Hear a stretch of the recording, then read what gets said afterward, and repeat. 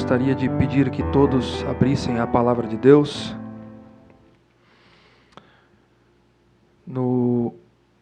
na carta de Paulo aos Filipenses, capítulo 3. Faremos a leitura dos versos 17 a 21. Nesse momento tão importante do nosso culto, que é o momento de exposição da palavra de Deus. Lembre-se disso, que nós e vocês que estão aqui estamos segurando a palavra eterna de Deus, infalível, inerrante, nas nossas mãos. Com toda a reverência, com todo o temor e com toda a devoção ao nosso Deus. Nós queremos ler o texto e pedir que o Espírito de Deus nos traga iluminação nesta manhã, na sequência em que nós estamos, dando continuidade à nossa série de exposições na Epístola de Paulo aos Filipenses. Faremos a leitura então dos versos 17 a 21. Já estamos nos encaminhando para o final desta epístola. Diz assim a palavra de Deus: Irmãos, sede imitadores meus e observai os que andam segundo o modelo que tendes em nós. Pois muitos andam entre nós, dos quais repetidas vezes eu vos dizia, e agora vos digo até chorando, que são inimigos da cruz de Cristo.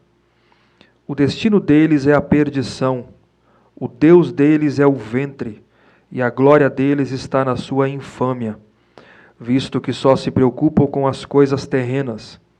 Pois a nossa pátria está nos céus, de onde também aguardamos o Salvador e Senhor Jesus Cristo, o qual transformará o nosso corpo de humilhação para ser igual ao corpo da sua glória, segundo a eficácia do poder que ele tem, de até subordinar a si todas as coisas. Até aqui a leitura do texto. Vamos orar a Deus pedindo iluminação. Ó Deus, nessa manhã, ó Pai, disposição, eu lhe peço que o Senhor traga iluminação às nossas mentes, para que possamos, ó Deus, compreender a Tua vontade, a Tua palavra, e que a nossa vida, então, possa render glórias e render louvores ao Teu santo nome. Sim, ó Deus, assim nós oramos, em nome de Cristo. Amém. Meus irmãos, nunca faltou na história da igreja, ou na própria história, pensamentos ou movimentos que em seus pressupostos são perniciosos, ou que quando eles adentram a igreja, e infelizmente isso acontece, isso traz um perigo para o rebanho de Deus. E, portanto, a igreja de Deus. Ao longo da história, nós temos ainda hoje o secularismo, o materialismo. Hoje nós vivemos as chamadas novas hermenêuticas, ou na pós-modernidade, que traz o existencialismo como filosofia dominante, onde há o relativismo total, não existe mais verdade absoluta, pragmatismo e outras formas de pensamento, de filosofia e que são extremamente danosas para o povo de Deus, particularmente quando adentra ao coração e ao pensamento de alguns. Mas também nunca faltou na história da igreja quem interpretasse erroneamente a salvação unicamente pela graça, como um dom de Deus, como desculpa para viver no pecado, por exemplo. Nunca faltou isso na igreja e ainda hoje não falta. Hoje há denominações inteiras, não só no Brasil, mas no exterior,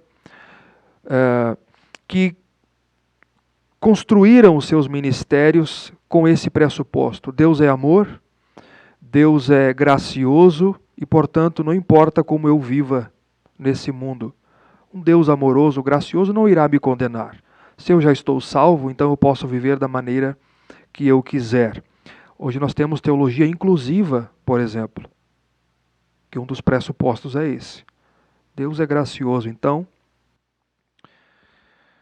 o ensino bíblico é que a graça de Deus nos alcançou soberanamente em Cristo Jesus para sermos o seu povo santo, o seu povo exclusivo, separado do pecado e vivermos para Deus. Pedro diz isso na sua primeira carta, capítulo 2, que nós somos raça eleita, sacerdócio real, nação santa, povo de propriedade exclusiva de Deus, para anunciarmos as virtudes daquele que nos chamou das trevas para a sua maravilhosa luz, para vivermos então em novidade de vida.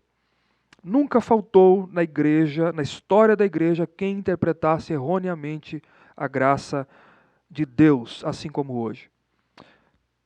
O capítulo 3 é uma prova disso. Dos versos 1 a 11, Paulo havia tomado conhecimento e identificado os falsos mestres judaizantes da época, aqueles que haviam se infiltrado na igreja em Filipos e que disseminavam os seus falsos ensinos, ameaçando a fé dos irmãos, de que atacavam a verdade do Evangelho e da suficiência de Cristo, dizendo que, juntamente com a fé em Cristo, os cristãos precisavam guardar a lei de Moisés, obedecer à lei de Moisés, porque não era suficiente somente a fé em Cristo. Então eles precisavam se circuncidar, guardar o calendário judaico e a dieta judaica, particularmente os identificadores da fé judaica, então juntamente com a fé em Cristo. Era o legalismo da época, que anulava a cruz de Cristo. Na passagem que lemos, Paulo vai continuar advertindo os filipenses, porém agora ele ataca e ele expõe outro grupo de hereges aqui, que Paulo os considera como inimigos da cruz de Cristo. Alguns estudiosos, por conta do contexto mais próximo, entendem que Paulo esteja se referindo ao mesmo grupo de judaizantes que ele menciona no verso 2, que ele chama aqui de maus obreiros, a falsa circuncisão e de cães. Alguns entendem isso.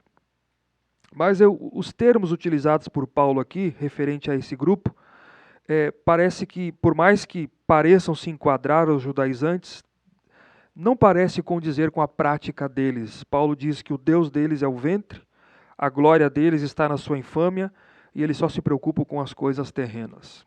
Não parece se referir ao mesmo grupo. Outros entendem que Paulo se refere a pagãos aqui.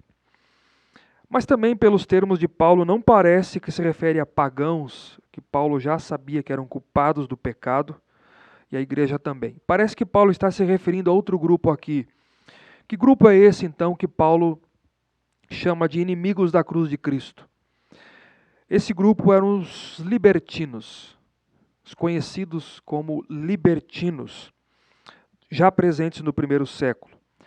Eram falsos mestres que distorciam o evangelho da graça de Deus e, portanto, transformavam a graça de Deus em libertinagem ou licença para pecar ou viver de qualquer maneira.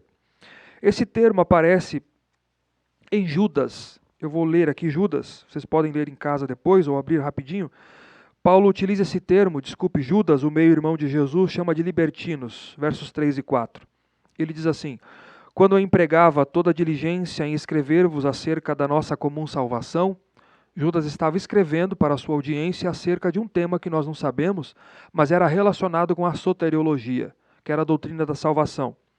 E ele diz: eu fui obrigado a corresponder-me convosco. Eu me senti obrigado a fazer isso, exortando a batalhardes diligentemente pela fé que uma vez foi entregue aos santos, pelo conjunto de doutrinas que foi dado à igreja. E ele vai dizer o porquê, que ele teve que mudar o teor da sua carta. Porque certos indivíduos se introduziram com dissimulação, os quais desde muito foram antecipadamente pronunciados para essa condenação. Aí ele vai definir quem eram eles. Homens ímpios que transformaram ou que transformam em libertinagem a graça de nosso Deus e negam ao único soberano e Senhor, Jesus Cristo. É o mesmo grupo aqui. Homens ímpios que transformam em libertinagem a graça do nosso Deus. Pessoas que estavam ensinando na igreja que o amor e a graça de Deus em Jesus Cristo concedia aos cristãos, então, a liberdade para viverem libertinamente nesse mundo. O argumento era esse aqui. Se a salvação é pela graça, e não por obras, e não pelos nossos méritos, então não importa como nós vivemos nesse mundo. É independente. Se não depende das minhas atitudes, das minhas obras, não importa como eu viva. Eu fui salvo e eu estou preservado. Seremos salvos de qualquer maneira e, portanto, somos livres para vivermos conforme a nossa vontade. Judas diz: vocês estão negando ao Senhor Jesus. Por que que é uma negação ao Senhor Jesus e que Paulo chama de inimigos da cruz aqui? Por falta do entendimento da salvação. A salvação em Cristo, mediante a obra de Cristo, não nos livra somente da culpa do pecado, mas também da escravidão do pecado e da sua influência. Ela é muito mais ampla do que isso. Dizer, portanto, que estamos salvos e que podemos viver de qualquer maneira é contraditório ao Evangelho, porque foi o nosso pecado que foi lançado sobre Cristo na cruz. Foi o nosso pecado que Cristo assumiu na cruz. Foi por causa dos nossos pecados que Cristo morreu. Sangue foi derramado por conta dos nossos pecados. E lá na cruz, então, ele nos liberta dos nossos pecados. Quando você utiliza o argumento de que porque Cristo me salvou na cruz, então eu posso agora, porque não depende de obras, e eu já sou salvo, eu posso voltar ao pecado, é negar a obra da cruz. Porque a cruz me libertou dos pecados. Como eu poderia voltar para lá? Judas diz: vocês estão negando ao Senhor Jesus. E Paulo chama de inimigos da cruz. Se Cristo nos libertou do pecado, e eu digo que a mensagem cristã nos permite retornar ao pecado para objetivos imorais, eu nego a Cristo, eu transformo o efeito da graça de Deus, que Ele nos concede, salvação, perdão de pecados, justificação e santificação, como motivo para viver imoralmente e libertinamente, é negar a Cristo. Então Paulo combate este ensino aqui. Percebam que Paulo, ele vai dos dois extremos. Ele combateu os legalistas judeus, verso 2, e agora combate os libertinos, verso 17 ao 21. Ele reage aos dois extremos da época. Ele adverte a igreja contra o legalismo e agora contra a libertinagem. Dois extremos que ainda são presentes. Enquanto os legalistas judaizantes eram judeus que teciam uma série de normas, rituais e preceitos da lei mosaica, juntamente com a fé em Cristo, para que os cristãos então fossem de fato salvos e aceitos por Deus, os libertinos eram gentios que insistiam que porque já fomos justificados pela fé em Cristo, então o cristão é livre para viver sem restrições morais, com liberdade para pecar. Paulo já havia dito isso algumas vezes, combatido isso no Novo Testamento. Romanos 6, por exemplo, verso 1. Que diremos, pois? Permaneceremos no pecado para que a graça seja mais abundante? De maneira nenhuma. Como viveremos ainda no pecado nós os que para ele morremos? No capítulo 16, verso 18, você observará que ele utiliza os mesmos termos. Pois esses tais não servem a Cristo, em Romanos 16, o nosso Senhor, e sim ao seu próprio ventre. Veja aí no verso 19 do capítulo 3. O Deus deles é o ventre, que é o que Paulo diz em Romanos.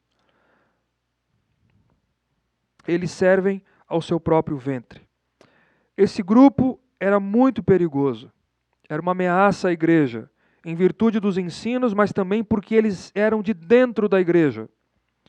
Ao redor da igreja se nomeavam cristãos, viviam no contexto da igreja de Filipos, diferente dos pagãos e diferentemente dos legalistas, que vinham de fora, se infiltravam, disseminavam e saíam. Eles eram de dentro. Vejamos como Paulo trata este assunto então. Primeiro, Paulo adverte os filipenses a seguirem o seu exemplo de vida, está no verso 17. Depois, Paulo dá a razão pela qual os filipenses deveriam imitar o seu exemplo. Versos 18 e 19.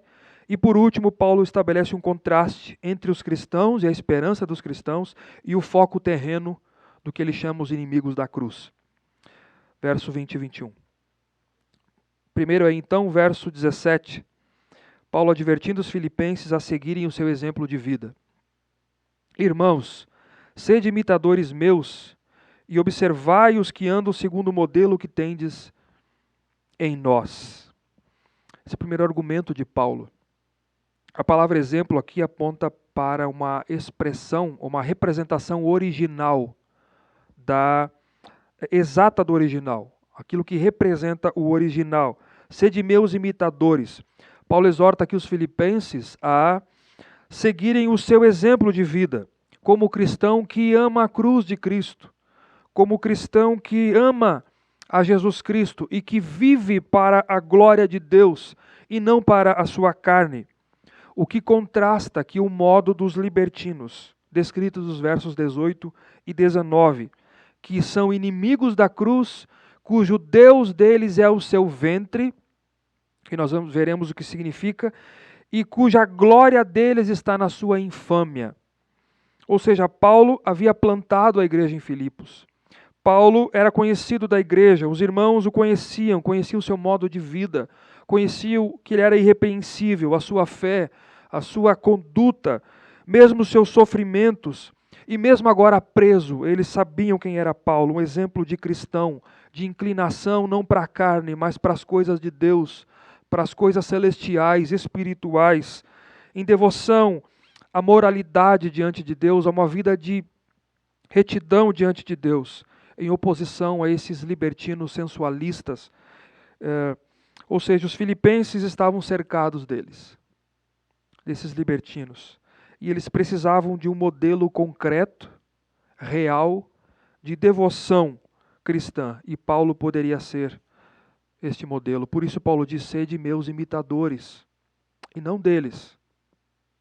Sejam meus imitadores. Mas percebam que Paulo não pensava somente em si. Ele usa o pronome nós aqui no final do verso 17. Observai os que andam segundo o modelo que tendes em nós também. Ou seja, Paulo exorta os filipenses a que fossem seus imitadores, mas que eles também deveriam observar aqueles que viviam de acordo com o exemplo de Paulo. Nós já vimos isso. Capítulo 2, versos 19 e 24, ele fala de Timóteo, do exemplo de Timóteo.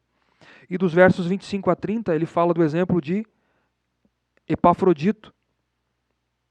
Sejam meus imitadores e também daqueles que andam conforme o meu exemplo. Outros que viviam passado também, que haviam passado em Filipos e que ainda estavam lá. É isso que vocês deveriam fazer, em virtude do perigo dos libertinos que eles causavam na igreja. Não observem ou imitem aqueles dentre vós que se nomeiam cristãos, mas que transformam a graça de Deus em libertinagem. Antes observem aqueles que são fiéis na conduta, sejam estes o modelo para vocês, estes que têm Cristo como modelo. Não sigam o exemplo deles, mas sigam o nosso padrão de vida que vocês conhecem. Esse é o primeiro argumento de Paulo. Versos 18 e 19, Paulo dá a razão então pela qual os filipenses deveriam imitá-lo. A razão é a conduta que ele vai descrever dos libertinos, dos falsos mestres aqui. E conduta essa que Paulo vai expor aqui. E, mais uma vez, conduta que os filipenses não deveriam observar, que contrastava com o exemplo de Paulo e dos seus companheiros que os filipenses deveriam observar. Paulo vai fazer 5 afirmações diretas aqui, nos versos 18 e 19, sobre eles e contra eles, os libertinos. Exatamente para mostrar aos filipenses que a conduta deles não era para ser observada ou imitada. Primeiro, está no verso 18 aí, queridos, está aí, eles são inimigos da cruz de Cristo. Paulo define eles assim. Vejam aí. Porque muitos andam entre nós, dos quais repetidas vezes eu vos dizia, e agora vos digo até chorando, que são inimigos da cruz de Cristo. Como Paulo estivesse dizendo. Eu já lhes disse repetidas vezes isso, e agora eu repito chorando. Há muitos que vivem entre vós como inimigos da cruz de Cristo. Paulo já havia advertido a igreja, os filipenses, sobre esses libertinos quando ele esteve lá em Filipos. Paulo já havia identificado esse grupo e havia advertido a igreja. Agora, 10 anos depois, quando Paulo está escrevendo a sua epístola, ele diz: eu estou repetindo a vocês novamente o que eu já havia dito enquanto eu estava aí. Estou repetindo.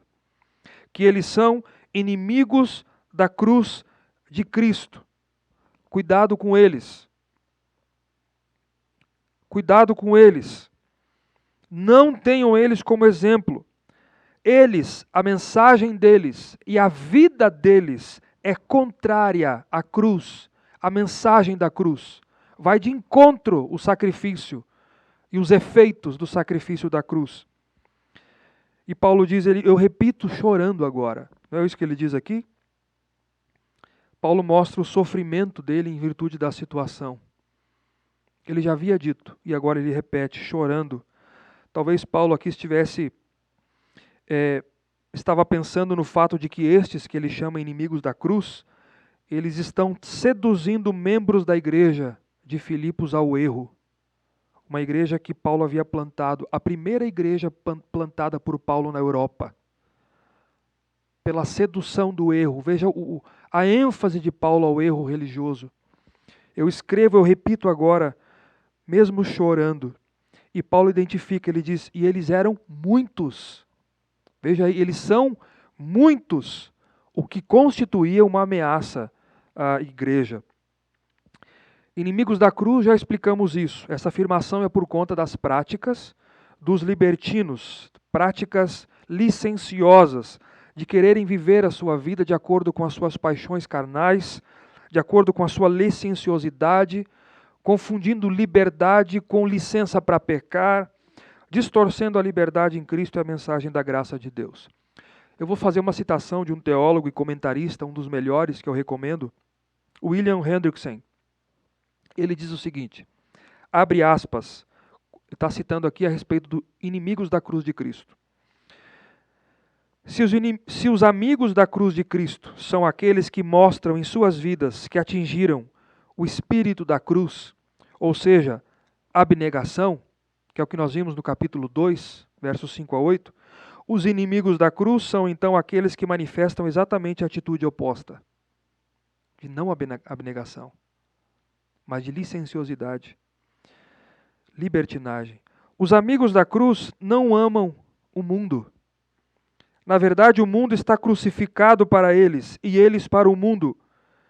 E isso porque se gloriam na cruz. Os inimigos da cruz amam o mundo e as coisas que há no mundo. Eles têm sua mente voltada para as coisas terrenas. Estes são os inimigos da cruz. Era isso o que faziam os inimigos da cruz de Cristo.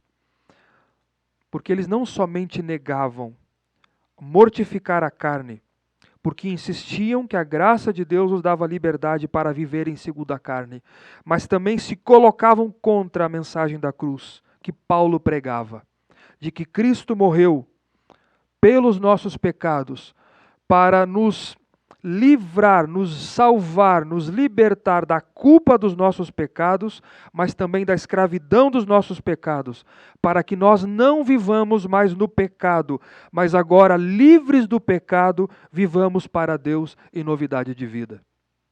Que é o que o Novo Testamento está cheio. Tiago, capítulo 4, verso 4.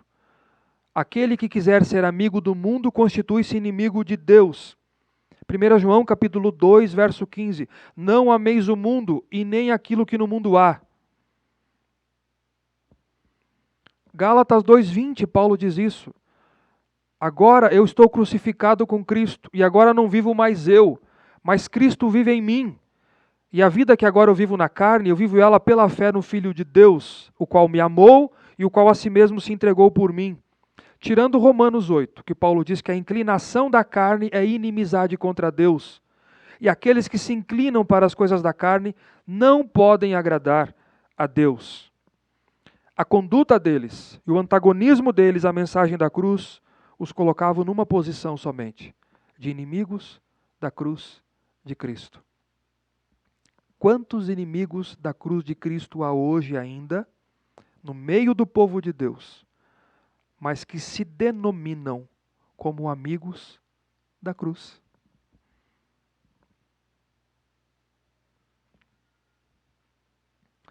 Segunda afirmação de Paulo. O destino deles é a perdição. Verso 19. Diz aí. Exatamente isso. O destino deles é a perdição. Perdição aqui, punição eterna. Ou seja, é o oposto da salvação eterna. É isso que Paulo diz aqui. O fim deles, desses inimigos da cruz, é a condenação eterna. Este é o destino final que Deus decretou aos libertinos, como fruto das suas afirmações e da sua conduta. É a condenação eterna. Terceira afirmação de Paulo, ainda no verso 19. O Deus deles é o ventre. O que significa isso? Ora, o Deus de alguém é aquele a quem a pessoa ama. É aquele a quem a pessoa mais se devota. É aquele a quem a pessoa serve. É a quem a pessoa se dedica.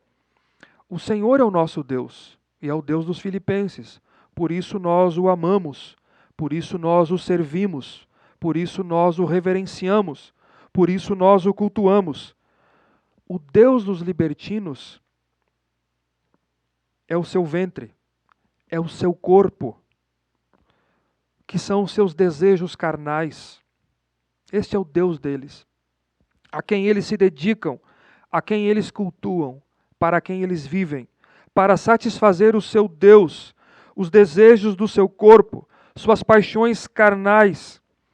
Ao invés de compreenderem que os nossos corpos são templo do Espírito de Deus, que habita em nós, e que é proveniente de Deus e que não é de nós mesmos, eles se entregam os corpos para satisfazerem suas licenciosidades, sensualidades sexuais e glutonarias. Vivem para satisfazerem a carne. O Deus deles é o ventre. Percebo a ideia? Cristo me salvou, sou salvo pela graça, não pelas obras, e portanto minha salvação é garantida. Então eu posso viver da maneira que eu quiser, e é só... Não tem resultados. Paulo diz não, o destino desses é a perdição. Tem resultado. É a perdição. Porque é ir contra a mensagem da cruz, que nos liberta exatamente desse estilo de vida, que nós lemos na liturgia agora, segundo o curso desse mundo, segundo a vontade dos pensamentos e a vontade da nossa carne. Cristo nos deu vida, Deus nos deu vida em Cristo para nos libertar disso. Nós que outrora andávamos nisso. Como eu disse, isso ainda existe. É muito presente. Até você tem hoje bíblias de teologia inclusiva, de uma leitura inclusiva, que apoia o pecado, tentando se basear na graça de Deus, no amor de Deus. Que Deus ele é amor, o que importa é a reconciliação, o que importa é a graça de Deus e não importa o que eu vá fazer a partir de então, como eu vou viver a minha vida. Deus me salvou, me perdoou, então eu posso viver a minha vida e Deus vai me entender se eu viver no pecado. Não. Inimigos da cruz, o destino é a perdição e o Deus deles é um ventre. A idolatria é a sua carne, os desejos pecaminosos. Quarto, ainda no verso 19, e vejam aqui, Paulo vai aprofundando, vai afunilando. E a glória deles está na sua infâmia. Final do verso 19. O que significa isso, que a glória está na sua infâmia? Eles têm orgulho daquilo que deveria ser uma vergonha para eles. Eles se gloriam daquilo que deveria ser um erro e motivo de vergonha. É isso que significa. Se vangloriam das suas práticas imorais, quando tudo isso deveria ser motivo de vergonha. Quão atual, queridos, essa prática, não é verdade? Quão atual. Pessoas que têm orgulho, que se vangloriam naquilo que deveriam se envergonhar. Não apenas fazem coisas perniciosas, mas se vangloriam disso. Contam isso, se reúnem em grupos para se vangloriar e muito mais, hoje em dia publicam. As vergonhas são publicadas em pequenos vídeos para chamar mais atenção, com tempo reduzido, vergonhosamente. Isso é publicado descaradamente e orgulhosamente. São os libertinos atuais. A ironia é que estas coisas das quais eles têm orgulho, é das quais eles deveriam se envergonhar, são essas que lhes acarretarão vergonha eterna. Isso é para o destino deles é a perdição. A glória deles está na sua infâmia. E em quinto, por quê que a glória deles está na sua infâmia? Final do verso 19, ainda, quinto lugar, porque eles só se preocupam com as coisas terrenas. Está aí, visto que só se preocupam com as coisas terrenas. Coisas terrenas em contraste com as celestiais, com as espirituais. Eles só se preocupam com as coisas terrenas. São os secularistas e os materialistas antigos. Aqui. As coisas espirituais e eternas não têm valor. O coração só deseja o terreno. Não há dimensão da eternidade. Então resta viver como o povo vivia no período dos juízes. Cada um fazia o que achava bem aos seus próprios olhos. As coisas terrenas, e eu gostaria de deixar claro isso, elas não são malignas ou essencialmente más. O problema é o coração. O problema está no coração. Quando o coração de alguém é entregue ao aqui e ao agora, particularmente as coisas do presente, e não à luz da eternidade, o que dirige a sua ética? Se o coração de alguém é entregue aos prazeres da carne e ao materialismo do aqui e agora, o que é que dirige a ética? O seu comportamento. Porque nós vivemos à luz de algo. Perceberam o ponto? Sendo carnais, eles seguiam após a carne e só poderiam cogitar as coisas da carne, que é Romanos 8. São inimigos da cruz, corações entregues às coisas terrenas, à avareza, à imoralidade, ao materialismo, concupiscência da carne, concupiscência dos olhos, soberba da vida, torpeza, maus desejos, práticas perniciosas, blasfêmias. Conclusão. O apóstolo Paulo adverte os filipenses, para fechar o quadro no primeiro ponto aqui. Aliás, no segundo, né? Primeiro ele dá o seu exemplo, então ele dá a razão. Ele está dizendo o seguinte: irmãos, não andem ou vivam segundo o exemplo desses falsos mestres libertinos. O destino deles é a perdição. O Deus deles é o ventre. A glória deles está na sua infâmia. Eles se orgulham daquilo que deveriam ser motivo de vergonha, visto que eles só se preocupam com as coisas terrenas. Eles são inimigos da cruz de Cristo, que é a mensagem que eu anunciei a vocês, que por meio dela vocês foram alcançados e conquistados, mas sejam meus imitadores, e também daqueles que têm vivido de acordo com o meu exemplo. Esse é o ponto de Paulo, dos versos 17, 18 e 19.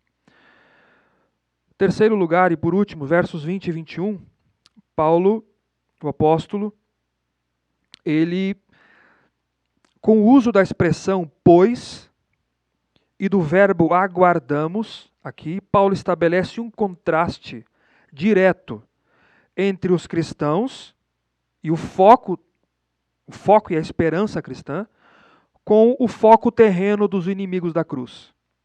Ele vai fazer esse contraste aqui. E são três verdades que ele fala aqui, versos 20 e verso 21. A primeira, veja que ele diz aí, pois a nossa pátria está nos céus. Então, nós temos que pensar isso à luz do verso 19. O que ele disse no final do verso 19? Eles só se preocupam com as coisas terrenas, mas a nossa pátria está nos céus. Ou seja, a nossa pátria está nos céus contrasta com o verso 19, com o maior amor, com o amor dos inimigos da cruz nas coisas terrenas. A glória deles está na infâmia deles. O Deus deles é o ventre. E eles só se preocupam com as coisas terrenas. Mas nós não. A nossa pátria está nos céus. Embora neste mundo, não somos desse mundo. A nossa cidadania definitiva está nos céus. Ela é celestial e é, portanto, ali que mora o nosso coração, o nosso amor. É por isso que enquanto os libertinos vivem para este mundo, em amor às paixões desse mundo, em contraste, a nossa ênfase de vida não são as coisas deste mundo, terrenas ou carnais, mas sim as celestiais. Sim, as celestiais. Paulo já havia dito isso, vocês se recordam? Nós já expomos aqui o capítulo 1, verso 27. Paulo disse: vivei acima de tudo de modo digno do Evangelho. A palavra vivei aqui já tem numa tradução da NVI, exerçam a sua cidadania. O verbo viver aqui, o verbo e a exortação vivei significa ser cidadão também. Ou seja, viver aos cumprimentos da obrigação de um cidadão. Paulo havia dito nesse contexto aqui que Deus havia começado uma obra na vida deles, na vida dos filipenses. Eles foram alcançados pelo Evangelho. Então, Paulo diz assim, tem uma perspectiva maior, mais ampla, da cidadania terrena para a celestial. Vivam em sua comunidade como cidadãos, como bons cidadãos, mas como cidadãos da pátria celestial, de acordo com os valores da cidadania celestial, com os valores do reino de Deus, digno do Evangelho. Aqui, nesse contexto, Paulo contrasta esse amor dos libertinos, o apego deles às suas paixões e às coisas terrenas desse mundo, com o amor dos cristãos e a ênfase deles para com a sua pátria celestial. Nós vivemos para outra pátria, a celestial. O nosso amor não é as coisas desse mundo. Nós não amamos as coisas terrenas desse mundo, mas sim a celestial. Essa é a nossa preocupação maior. Mais uma citação aqui de William Hendrickson. Ele diz o seguinte, abre aspas.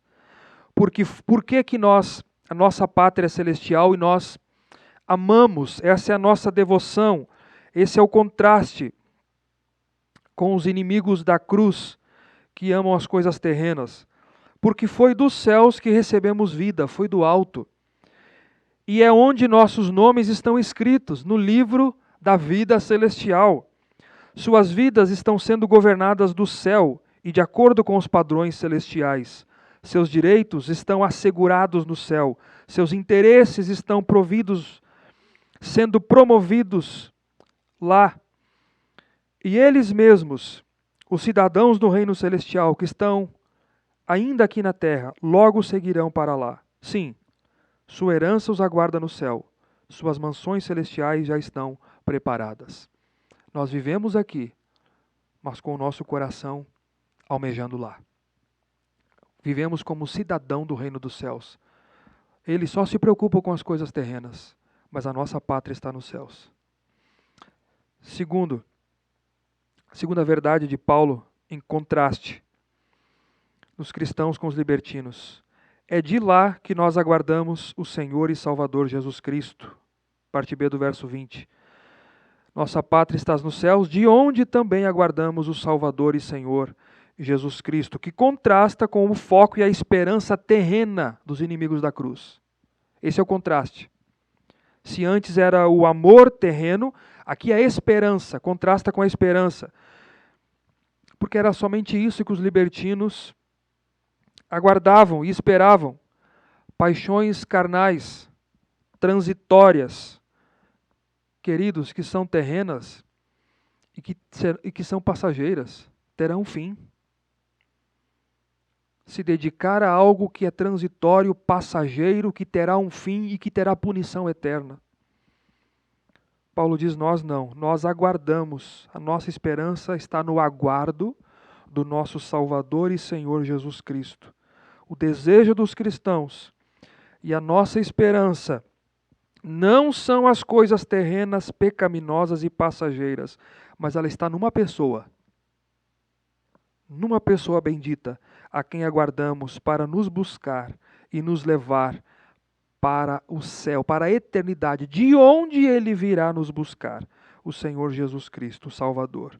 Nós o aguardamos, ele é a nossa esperança. Cidadãos do reino dos céus, não focam nos deleites e nos prazeres dessa vida. Não focam. Ele desfruta daquilo que não é pecaminoso. E mesmo assim, não é o foco. Não é a esperança. Não é aqui. Nós estamos de passagem. Somos peregrinos nesse mundo. Mas eles renunciam. E eles tiram os seus olhos das paixões desse mundo, daquilo que atrai, e anelam ansiosamente pela manifestação gloriosa e visível da vinda do seu Salvador e Senhor Jesus Cristo. É aqui que está a nossa esperança. E por último, verso 21, a terceira verdade. E quando ele vier, ele transformará os nossos corpos. Verso 21. O qual, Jesus, referindo a Jesus, transformará o nosso corpo de humilhação para ser igual ao corpo da sua glória, segundo a eficácia do poder que ele tem de até subordinar a si todas as coisas. Nós aguardamos ele, a volta de Cristo, o retorno de Cristo glorioso. E quando ele vier, em glória, os nossos corpos que agora são fracos, suscetíveis ao pecado, suscetíveis a doenças, a enfermidades, ao envelhecimento e à morte, serão transformados de corpos corruptíveis, que é o que Paulo utiliza aqui, o corpo de humilhação, é um corpo abatido, suscetível a tudo isso, será transformado em corpos incorruptíveis, sem mancha, sem pecado, mas perfeito e imortal, para que seja semelhante ao corpo glorioso de Cristo, o corpo quando ele ressuscitou dos mortos, o corpo da sua ressurreição. Paulo diz em Tessalonicenses que os vivos não precederão os que dormem nessa ocasião. Os mortos serão ressuscitados primeiro, com corpos gloriosos, transformados, com corpo semelhante ao corpo de Cristo. Mas os que estiverem vivos na ocasião da vinda de Cristo serão imediatamente transformados também com corpos para corpos incorruptíveis. É isso que acontecerá na segunda vinda de Cristo. E Paulo diz aqui, ele fará isso segundo a eficácia do seu poder, que ele tem de subordinar todas as coisas. Pelo poder que o capacita, ele fará isso, a colocar todas as coisas debaixo do seu domínio, desde a sua ressurreição. Foi isso que ele disse quando ressuscitou dos mortos aos seus discípulos. Toda autoridade me foi dada no céu e na terra. Toda autoridade. É esse poder que o capacita a colocar todas as coisas debaixo do seu domínio. Em contraste com os pagãos gregos da época, que não criam na ressurreição, para muitos desses pagãos o corpo era só uma prisão da alma, que seria libertada com a morte. É isso que eles entendiam. Paulo afirma não. A nossa esperança, a esperança dos cristãos, nós aguardamos a vinda do Salvador, que transformará os nossos corpos abatidos. E a pergunta que fica no contraste é a seguinte: como ficarão os libertinos nessa ocasião? Só vivem para as coisas e se preocupam com as coisas desse mundo e não a luz da eternidade. Se o Deus deles é o ventre, como eles ficam? Eles só se preocupam com as coisas daqui, são inimigos da cruz. Algo também acontecerá. Eles receberão corpos apropriados na vinda de Cristo, tanto os vivos quanto os mortos, para serem lançados no sofrimento eterno, no castigo eterno da ira de Deus no lago de fogo. Os corpos também serão transformados nesse sentido, mas com corpos apropriados para o sofrimento eterno. Assim como os justos terão seus corpos transformados, mas para o gozo eterno e para a vida eterna. Isso porque eles sempre foram inimigos da cruz de Cristo. Esse é o destino deles, é a perdição. Concluindo, para fechar o pensamento, para ficar claro aqui para todos nós. Irmãos, sejam meus imitadores, Paulo diz, assim como daqueles que andam de acordo com o meu exemplo. e não de acordo com o exemplo desses mestres libertinos que estão entre vós.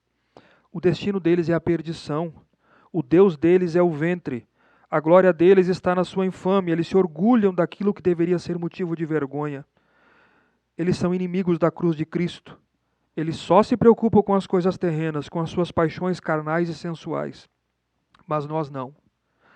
Nós cremos, somos e vivemos diferente. A nossa pátria é celestial. E é de lá que aguardamos o nosso Senhor e Salvador Jesus Cristo. E quando Ele vier, Ele transformará o nosso corpo de humilhação em um corpo glorioso, ressurreto, semelhante ao seu corpo glorioso na ressurreição. Nunca faltou na história da igreja quem interpretasse erroneamente a salvação somente pela graça, mediante a fé. E hoje ainda não. Ainda temos isso. Vimos os judaizantes e agora os libertinos. Nunca faltou herege. Nunca faltou falsos mestres. Essa é a maior arma do diabo. Não é tirar coisas, nem enfermidades. Ele faz isso também, por permissão de Deus. Mas não é. É esse erro religioso. É destoar da verdade de Deus. A mente ser entorpecida. Porque o caminho final é a perdição. Nunca faltou o erro religioso. Negar, lembrem-se disso, negar, ir contra, distorcer a mensagem da cruz. Porque o falso erro não é todo. Às vezes é meia verdade. A salvação é pela graça, mas os legalistas diziam algo. E os libertinos também. É a meia verdade. Isso é uma heresia. Esse é o problema. Distorcer essa mensagem da cruz é tornar-se inimigos da cruz, cujo destino é a perdição. Tomemos cuidado, queridos, e combatamos o erro que distorce a verdade do Evangelho e que permeia ou reside em arraiais evangélicos brasileiros. Tomemos cuidado. Percebam isso. E eu queria fechar aqui com 3 aplicações rápidas aqui. Primeiro, a graça de Deus que nos alcançou não nos dá licença para pecar ou viver de qualquer maneira porque já somos salvos ou porque Deus é amor. Nunca foi a mensagem da graça. Essa é uma distorção e uma ignorância da mensagem da cruz. Quem pensa assim é porque nunca foi salvo. Aqueles que querem fazer uma caricatura do calvinismo também, de que já somos predestinados, então por que viver em santificação? É porque não entendeu nem a graça e muito menos o calvinismo. Muito menos o calvinismo. O que nós dissemos é o que a Bíblia diz. É que nós não somos salvos pelas obras, ou por mérito algum, ou por qualquer coisa que Deus viu em nós na eternidade. Não somos. Somos salvos somente pela graça, somente mediante a fé, que é dom de Deus para as boas obras.